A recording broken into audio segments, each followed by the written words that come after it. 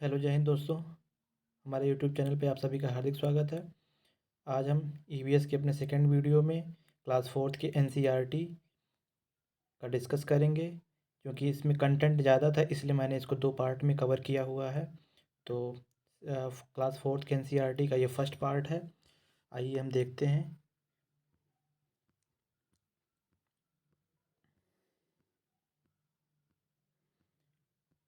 ये इसका KVS PRT का सब्जेक्ट स्पेसिफिक सिलेबस है, जिसमें मैथ है, इंग्लिश है, हिंदी है, ईवीएस है। ये हमारा ईवीएस का जो सिलेबस है, परिवार और मित्र है, भोजन है, शेल्टर का मतलब आवास है, वाटर का मतलब पानी, जितने भी पानी के सोर्सेज होते हैं, नदी, झील, झरने, उन्हीं के खुद ट्रैवल जो हम यात्रा करते हैं। जैसे हम गुजरात से केरला में आते हैं, ये क्लास फोर्थ के एनसीईआरटी में है, यात्रा करते हैं। इसी में ट्रेन के बारे में भी, रेलवे स्टेशन के बारे में दिखाया गया है। ये सारी चीज़ें जो है धीरे धीरे करके हम लोग जानेंगे।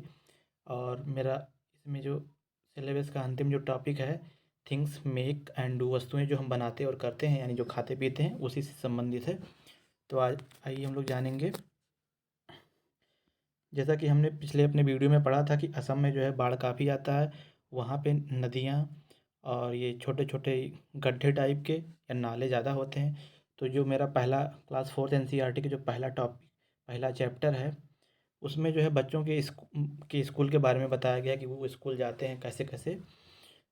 तो असम में जो बच्चे जाते हैं स्कूल, तो उनको जो है ये नदी ये वगैरह ये सब पार करना रहता है। तो पार करने के लिए क्या इस्तेमाल करते हैं? बांस से बने पुल का इस्तेमाल करते हैं।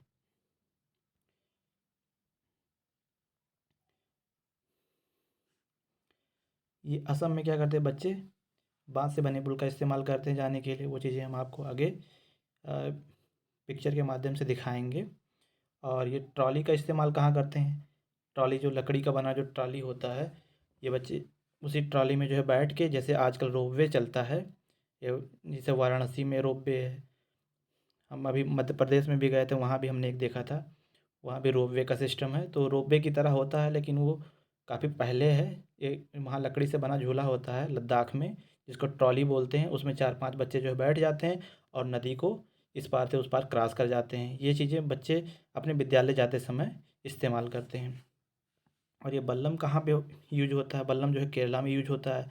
ये लकड़ी का बना छोटा नाव होता है, जिसे बच्चे स्कूल जाने के लिए यूज करते हैं, यानी पानी को पार करने के लिए यूज किया जाता है बल्लम का। तो बांस से बना पुल कहाँ? असम में। नदी पार करने के लिए ट्रॉली या लकड़ी से बना झूला कहाँ इस्तेमाल करते हैं? लद्दाख में। और लकड़ी की बनी छोटी नाव यानी बल्लम कहाँ इस्तेमाल करते हैं? केरला में। ये सब जो है बच्चे ये यानी नदी या पानी के सोर्स को पार करने के लिए यूज करते हैं। बच्चों के लिए क्या जाता है, स्कूल जाने में अक्सर किया जाता है। आइए नेक्स्ट जानेंगे। ऊंट गाड़ी का प्रयोग कहाँ करते हैं? राजस्थान में। जानते हैं कि राजस्थान ही एक ऐसा हमारे यहाँ का प्रदेश है जहाँ पे जो है रेगिस्तान ज़्यादा पाया जाता है। वहीं पे ये ऊंट गाड़ी का इस्तेमाल किया जाता है। बैलगाड़ी ये पहले किया जाता था, सामान को ढोने में किया जाता है, यात्रा में भी यूज किया जाता था, लेकिन फ़िलहाल आजकल नहीं होता। कहीं रेयर केस में ही देखने को मिलेगा, क्योंकि अब दुनिया बड़ा एडवांस होता जा रहा है। देखिए समुद्र में भी जो है वो मेट्रो बना दे रहे हैं, बुलेट ट्रेन बना दे रहे हैं। तो आजकल बैलगाड़ी का प्रयोग नहीं हो रहा है। अब ये जुगाड़ गाड़ी है। ये देखते हैं जुगाड़ गाड़ी क्या होता है। एक बाइक में एक ट्रॉली जोड़ देते हैं, जिसमें 4-5 लोग इसमें भी बैठ जाते हैं। इसी को हम जुगाड़ गाड़ी बोलते हैं। हम आगे आपको पिक्चर के माध्यम से भी दिखाएंगे। ये आवाज़ फट फट करती रहती है, तो ये है जुगाड़ गाड़ी। नेक्स्ट देखेंगे। ये ऊबड़ खाबड़ क्या होता है? जैसे पहाड़ों पे रास्ते क्या होते हैं? ऊबड़ खाबड़ होते हैं। जैसे उत्तराखंड हो गया, हिमाचल प्रदेश हो गया, जम्मू कश्मीर हो गया, ऊबड़ खाबड़ रास्ते हैं, पहाड़ी इलाकों पे अक्सर होता है। आइए हम जानते हैं कुछ कुछ जानवर या कुछ पक्षी ऐसे होते हैं जिनके कान हमें बाहर से दिखाई देते हैं, लेकिन कुछ जानवर ऐसे भी होते हैं जिनके कान हमें बाहर से नहीं दिखाई देते हैं। जैसे देखिए गाय, भैंस, ये बिल्ली है, कुत्ता हुआ, इन सब के कान हमको बाहर से दिखाई देते हैं। लेकिन कुछ जीव ऐसे हैं जिनके कान हमें बाहर से दिखाई नहीं देते हैं। तो ऐसा नहीं कि उनके कान नहीं होता, कान होता है, लेकिन वो छिद्रनुमा होता है, जो कि उनके पंख से ढका रहता है। जैसे पक्षियों के भी कान होते हैं सिर के दोनों तरफ, लेकिन वो पंख से क्या होता है, ढका हुआ होता है, इसलिए उसको हम नहीं देख पाते हैं। तो एग्जाम में अगर आए कि क्या पक्षियों के या इनके भी कान होते हैं, तो पक्षियों के भी कान होते हैं, यानी रखिएगा।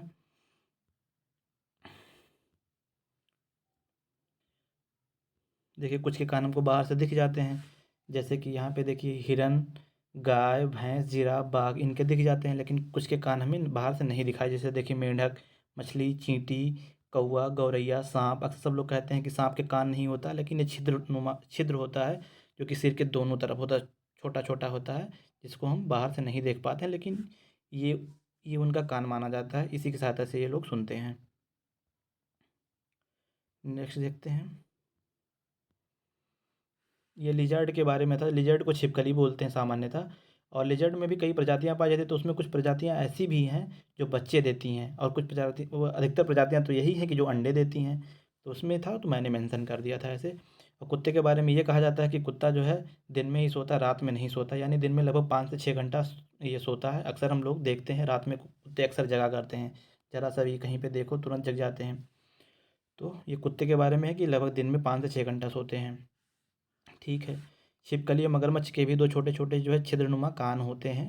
उसी इनके जो छिद्र होता है उसी को हम कान बोल देते हैं। इसी की सहायता से ये लोग सुनते हैं। चलिए ठीक है, आगे देखते हैं। और अक्सर हम जानवरों को जो है कहते हैं कि ये जानवर इस रंग का होता है। तो बेसिकली जानवर का वो जो खाल पे जो रंग होता है, ये वही उनके रंग को जो है डिसाइड करता है।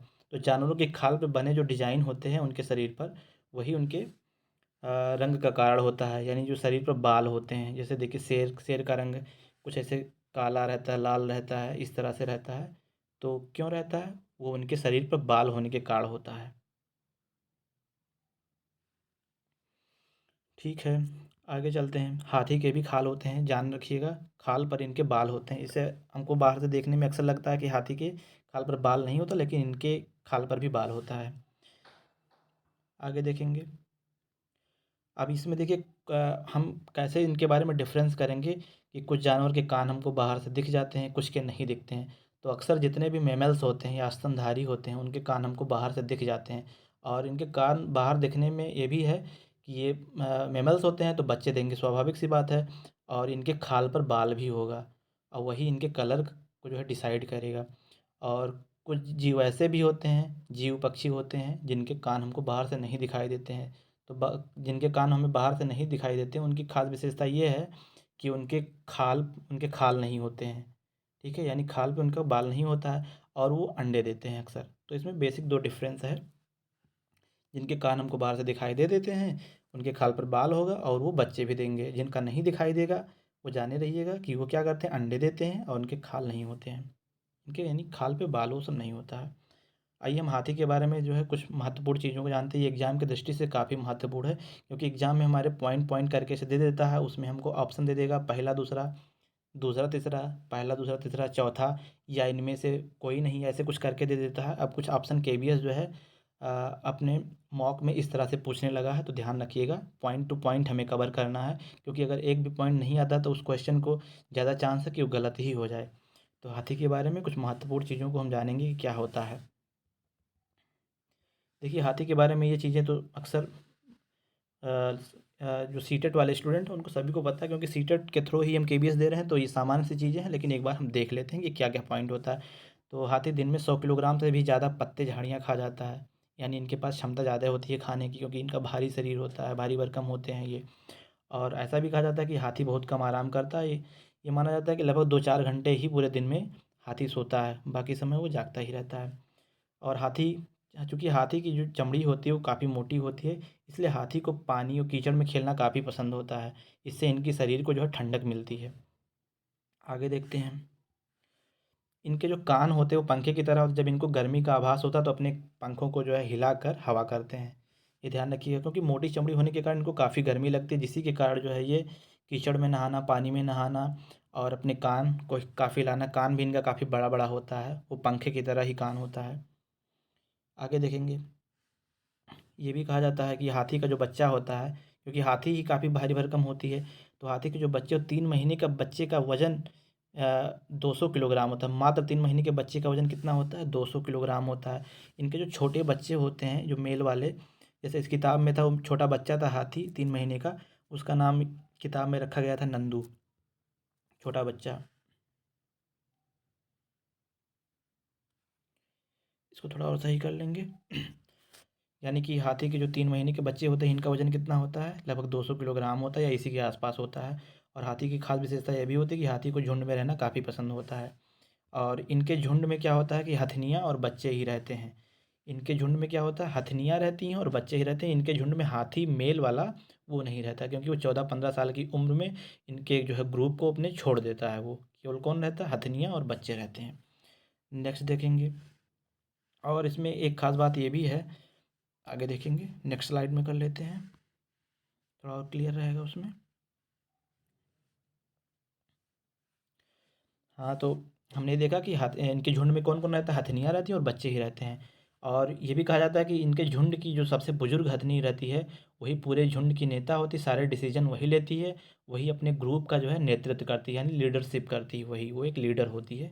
कौन होता है, बुजुर्ग हथनी होती है, ध्यान रखिएगा। इनके ग्रुप में मेल हाथी नहीं रहता है। 14-15 साल की उम्र में वो अपने ग्रुप को छोड़ देता है, केवल हथनियाँ रहती हैं और उनके सारे बच्चे रहते हैं। ठीक है, और जानेंगे।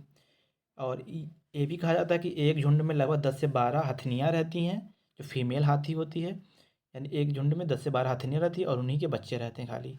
इनका अलग अलग झुंड होता है, 10-12 का अलग झुंड है, 10-12 का अलग झुंड, इस तरह से रहता है। ये भी जैसे मैंने आगे डिस्कस किया था कि हाथी जो मेल वाला होता है वो 14 से 15 साल की उम्र में जो है अपने झुंड को क्या करता है, छोड़ देता है, वो अकेले घूमता रहता है। ठीक है। और इसमें एक बगुला और भैंस का क्या था कि क्योंकि जब भैंस को जो है घास वास को चरती रहती है या कहीं मैदान में जो है घास चरने जाती है, तो वहाँ पे अक्सर उनके पीठ पे जो है बगुले आ जाते हैं। क्योंकि बगुलों को क्या होता है, जो घास से कीड़े मकोड़े उठते हैं वो भैंस के पीठ पे आ जाते हैं। अब बगुला क्या करता है, उनको पीठ पे आसानी से खाता रहता है। तो एक सिम्बायोटिक रिलेशन है कि सहजीवी है कि इसमें जो है ना बगुले जैसे इसमें भैंस को कोई नुकसान नहीं होता बगुले के बैठने से, क्योंकि भैंस के पीठ पे जितने कीड़े मकोड़े आते हैं बगुला उनको खाता रहता है, तो ये भैंस के लिए फ़ायदा है। और बगुले के लिए क्या फ़ायदा है कि जितने कीड़े मकोड़े आते हैं ये उनको खा जाता है। तो कुल मिला के सिम्बायोटिक रिलेशन है कि म्यूचुअल रिलेशन, यानी दोनों को फ़ायदा होता है। तो एक सिम्बायोटिक रिलेशन की क्या खास बात होती है कि इसमें दोनों लोगों को फ़ायदा होती है। अच्छा, नेक्स्ट देखते हैं। एक पॉइंट मेरा होता है कॉमन सेलिज्म होता है। इसको क्या बोलते हैं, इसको हम बोलते हैं सहभोजिता। सहभोजिता का क्या मतलब होता है कि इसमें बोलते हैं कि एक को लाभ होता है, दूसरे को क्या होता है, दूसरा इससे कोई प्रभावित नहीं होता, यानी कि उसको कोई नुकसान नहीं होता। जैसे एक शार्क मछली होती है, वो काफ़ी बड़ी होती है, तो उसके मुंह के पास में जब मछलियों का जो छोटी छोटी मछलियों का शिकार करती है, तो जो भी थोड़ा थोड़ा बचता रहता है, तो एक रेमोरा एक जीव है, वो आके जो है इनके पास में खाता रहता है, वो भी उसी में से जो छूटता है। तो हम क्या बोलते हैं कि एक को तो लाभ होता है लेकिन दूसरा इससे प्रभावित नहीं होता है। यानी इसमें रैमोरा को क्या होता है, ये रैमोरा, ये शार्क और रैमोरा के बारे में कहा जाता है, इस शार्क की इनका जो रिलेशनशिप होता है उसको सहभोजिता नाम दिया गया। शार्क रैमोरा क्या कहा जाता है, शार्क और रेमोरा, इनके रिलेशन को कॉमन सेलिज्म या सहभोजिता नाम दिया गया है कि इसमें जो है एक को लाभ होता है, दूसरा प्रभावित नहीं होता है। जब शार्क अपने शिकार को खा रहा होता है तो रेमोरा उसके आके मुंह के पास, जिसको थूथुन बोलते हैं, उसके पास जो है आके जितना छोटा छोटा रहता है वो भी खाता रहता है। तो इससे क्या होता है कि रेमोरा को तो फ़ायदा होता है लेकिन दूसरा इससे कोई प्रभावित नहीं होता है। तुम चाहे 10 चाहे 20 कितने भी लोग रहो, शार्क शार्क को कोई प्रभावित नहीं होता है, उससे कोई प्रभाव नहीं होता। ठीक है, जानेंगे आगे। परजीविता क्या होता है, परजीविता को हम पैरासिटिज्म बोलते हैं इंग्लिश में। ये परजीविता है। परजीविता में क्या होता है कि एक को लाभ होता है, दूसरे के लिए क्या होता है, नुकसान होता है। जैसे कि आप देखिए, आपने वृक्ष देखा पेड़ पे जो है लसता है, लगभग उस पेड़ को तो लगभग ख़त्म ही कर देता है, धीरे धीरे उसके सारे पोषक तत्वों को लेता रहता है, धीरे धीरे वो पेड़ जो होते हैं वो सूखने लगते हैं। खासकर छोटे छोटे पेड़ जैसे नींबू हुआ, फूल हुआ, इन सब पेड़ों पे आके उनसे वो अपना भोजन प्राप्त करता है, लेकिन पेड़ों के लिए क्या होता है, वो नुकसानदायक होता है। तो इसमें अमरबेल क्या हुआ मेरा, ये परजीविता का है। जिसे जुएं को देख रहे हैं, सिर पे आता रहता है, वो हमसे ही जो है प्रोटीन लेता रहता है। तो कुल मिला के फ़िलहाल ये भी जूं वगैरह जितने भी होते हैं सब परजीवी ही होते हैं। और इसका बढ़िया एग्जांपल ये है अमरबेल वाला कि वो ये परजीवी में आता है कि आके जो है पेड़ों पे उनसे पोषक तत्वों को लेता है और पेड़ों को नुकसान पहुंचाता है। तो ये एक को लाभ होता है, दूसरे को नुकसान होता है। हमने इसमें जाना एक सहजीवी संबंध, और एक हमने जाना सहभोजिता, एक हमने जाना परजीविता। सहजीवी में क्या होता है, इसमें दोनों को फ़ायदा होता है, बगुला भैंस दोनों को फ़ायदा होता है। सहभोजी में क्या होता है कि एक को फ़ायदा होता है, दूसरा इससे प्रभावित नहीं होता। परजीवी में क्या होता है कि एक को लाभ होता है, दूसरे को हानि होता है, यानी कि जिसके थ्रू वो लाभ लेता है तो यानी उसको नुकसान होता है ये। और इसी में एक परभक्षण होता है। परभक्षण, आइए उसको साफ साफ लिख लेते हैं। परभक्षण, परभक्षण को अंग्रेजी में क्या बोलते हैं, प्रीडेशन बोलते हैं। प्रीडेशन,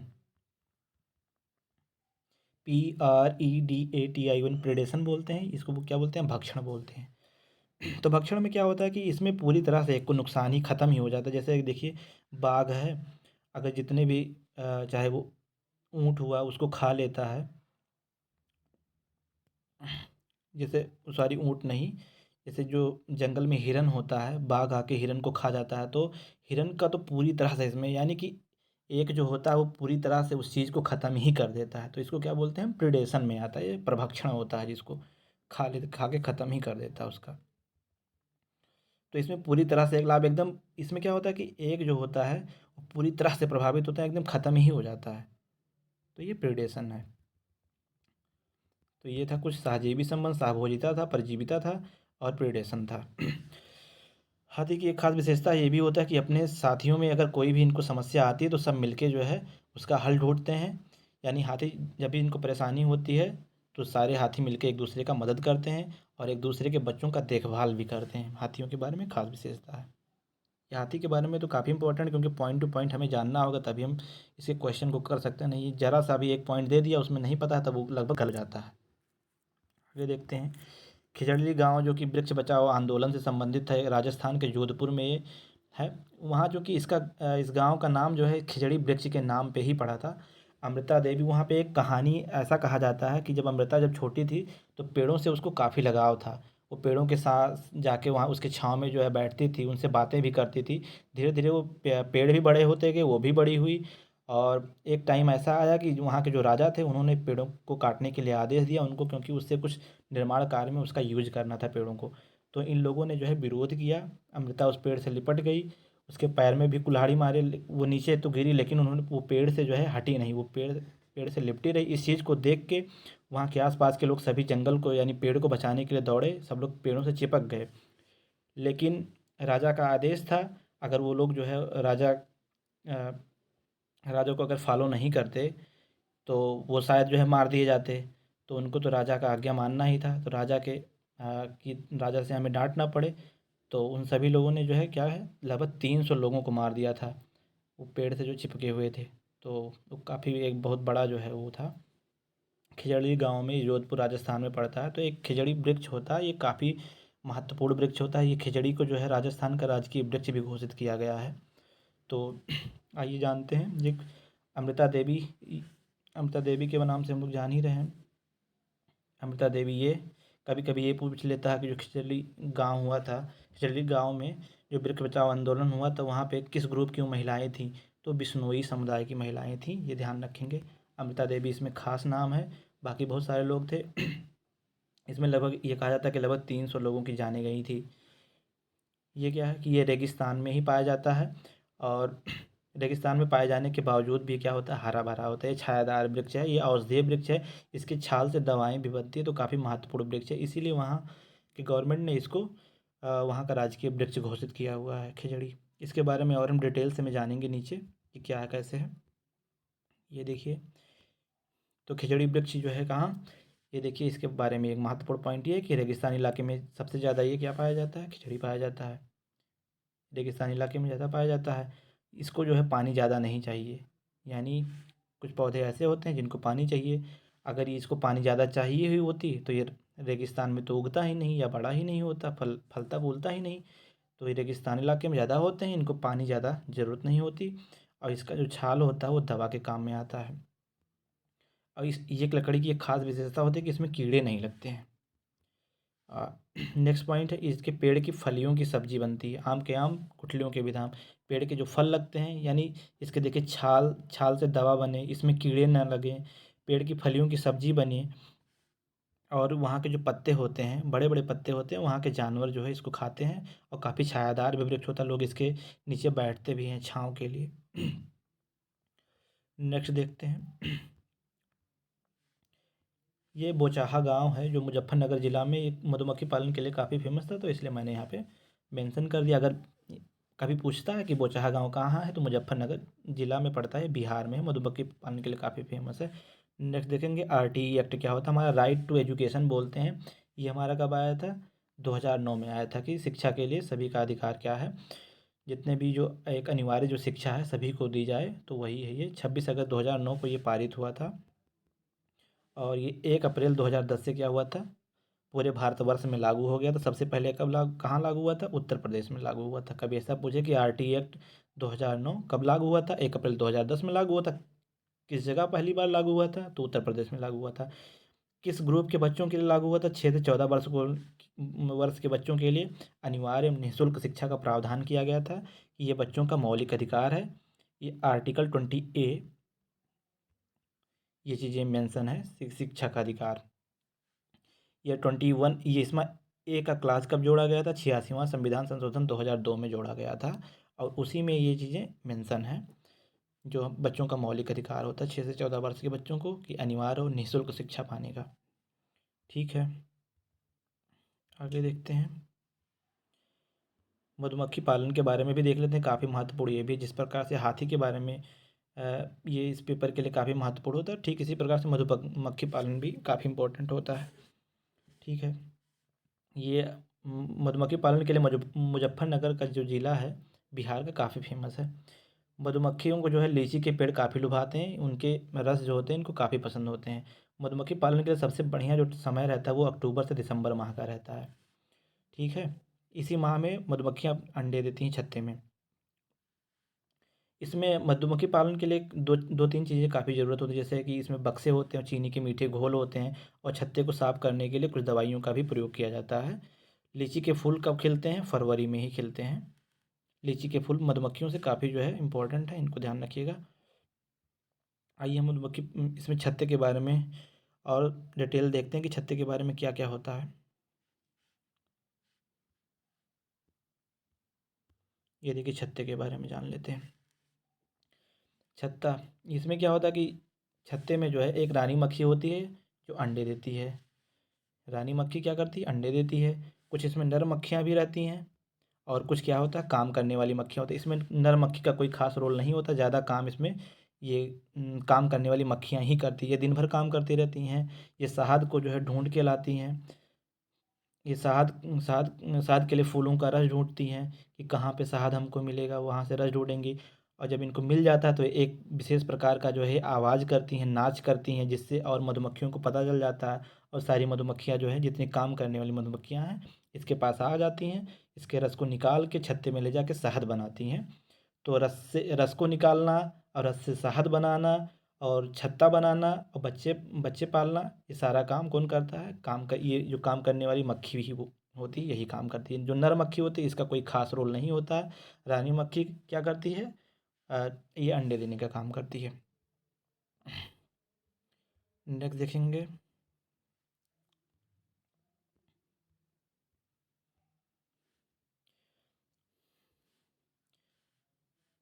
देखिए ऐसा भी कहा जाता है, जो काम करने वाली मक्खी होती है इसको वर्किंग बीज या कुछ सिपाही मक्खी, तो इसमें होता है, चींटियों में होता है, सिपाही चींटी होती है। तो इसमें जो काम करने वाली मक्खी, अगर ऐसा माना जाता है कि अगर वो ना हो तो उसमें ना छत्ता बने और ना ही शहद बने, क्योंकि उसका काफ़ी रोल होता है छत्ते बनाने में, रस ढूंढने में, रस से शहद बनाने में, वहाँ जो बच्चे होते हैं उनको पालने में, देखभाल करने में काम करने वाली मक्खी का ज़्यादा ही रोल होता है।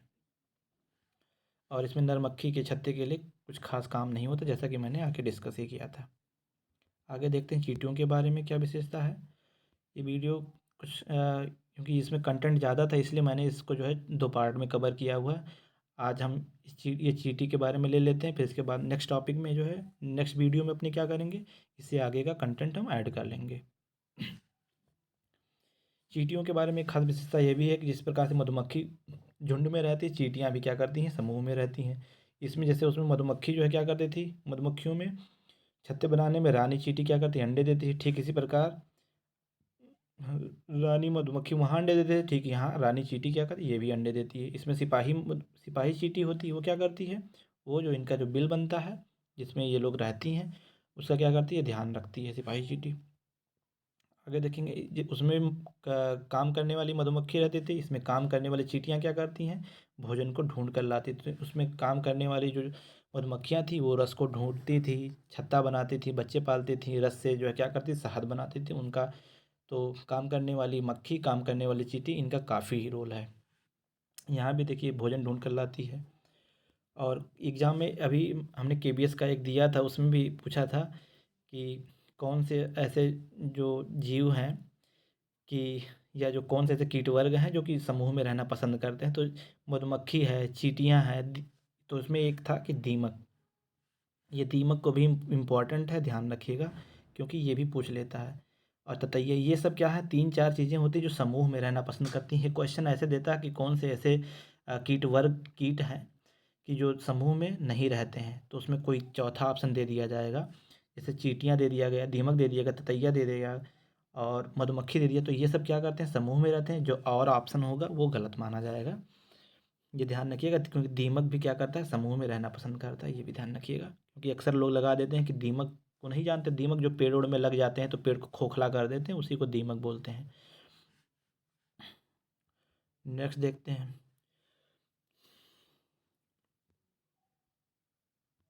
ये गांधीधाम एक कच्छ डिस्ट्रिक्ट है, और उसमें क्योंकि एक यात्रा टॉपिक था, वो गुजरात से केरल के लिए यात्रा करती है बच्ची।